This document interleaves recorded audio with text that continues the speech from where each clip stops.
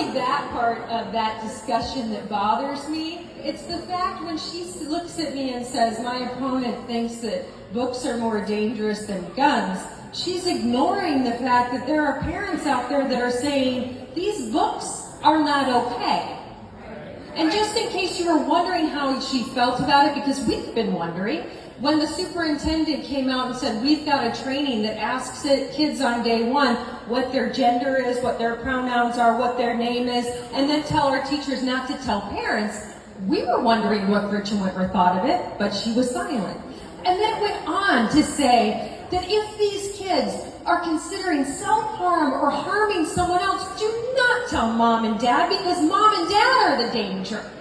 How dare they?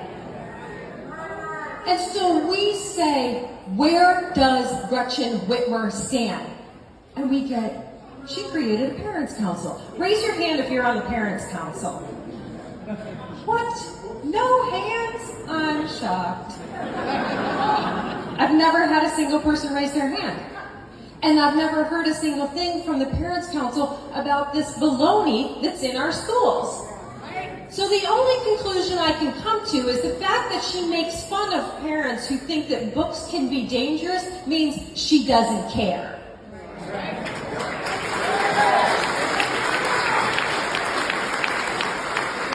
So she's out there on the trail saying, my opponent is filled with conspiracy theories. Maybe she should actually open one of these books and read it, and then she could be educated like we are.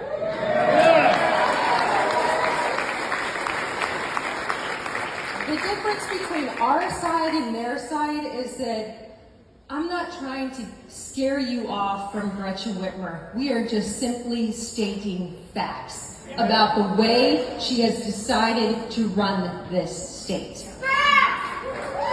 That's what, it's funny, when I started this, people were like, who is this girl? Why does she think she can do this? And people were like, we just think you're so nice. You're not going to be able to go up against Gretchen Whitmer. And I was like, we don't have to be nasty. We just have to be right.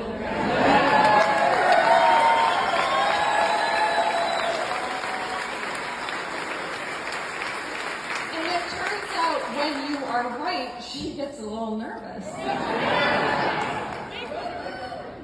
So we have an opportunity to get parents back involved in the schools. We call it the Parents' Right to Know Act.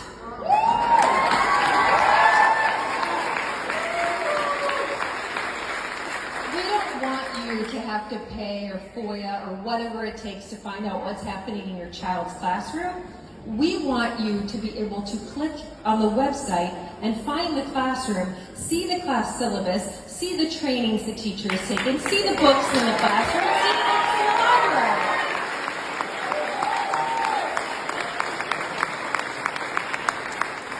We've found that sunlight is the best disinfectant, and our schools might be able to.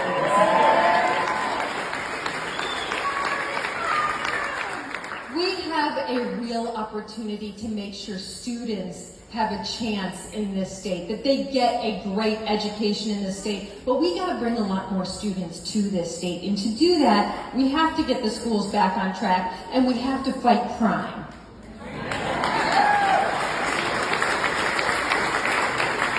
But to fight crime, that means you actually have to support law enforcement.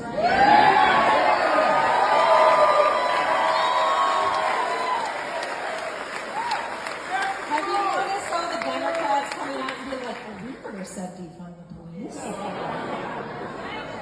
But Gretchen, you're on tape saying you support the spirit of defund the police. Notice these quotes. And then she also marched with the folks holding up the signs that said defund the police. And then she actually did, because she vetoed secondary road patrol funding, and she vetoed funding for new corrections officers. And notice when I called her out for the fact that they're manipulating numbers by closing prisons and keeping jails full and making it look like we have low recidivism rates in the state of Michigan, she was like, I have no idea what she's talking about. And I thought to myself, that could be true.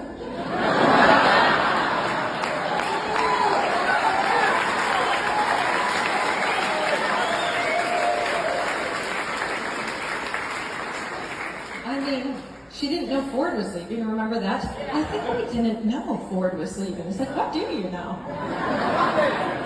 Have you been paying attention? Because you're supposed to be leading the state. Someone should tell her that. But I think it's time to just let her leave.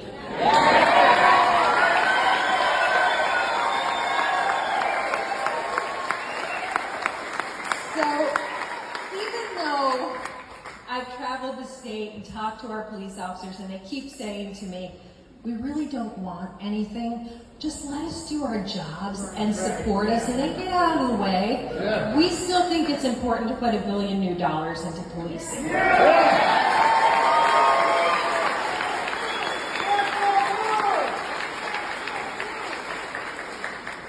We want to recruit and retain police, and we want to bring honor back to that position.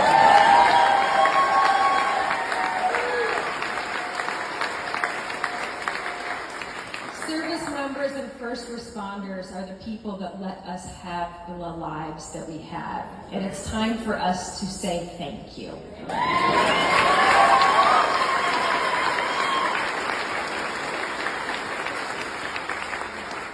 We have another big opportunity in this state, and that is economic development.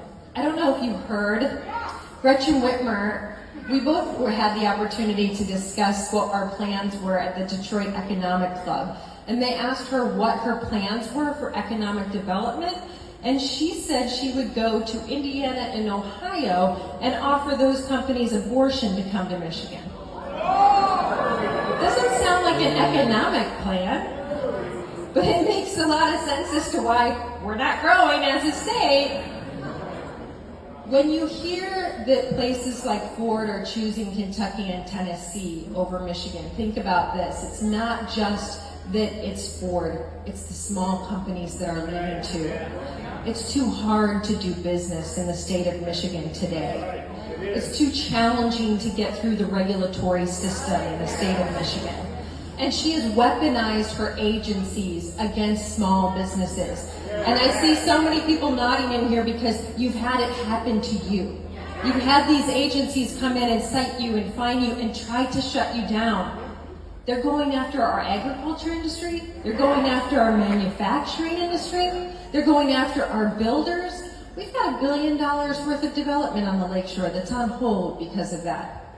She won't tell you that part when it comes to economic development. She won't tell you that there are jobs that could start right now that would be invested in by the people who want to start the companies and not your taxpayer dollars. She won't tell you that because she'd rather take $715 million of your taxpayer dollars and hand it to a Chinese corporation.